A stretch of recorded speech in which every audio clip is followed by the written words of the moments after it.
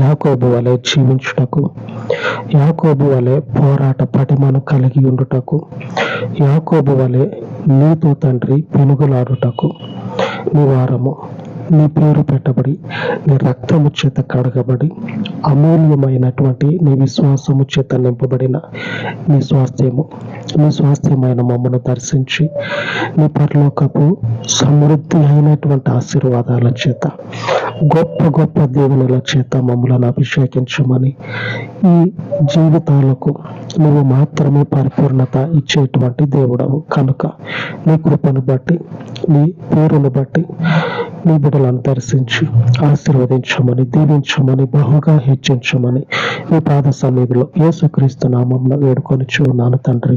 ఆమేన్, ఆమేన్. మన దేవుని కృప నిత్యము మనకు తోడై ఉండను కాక. ఆమేన్, ఆమేన్.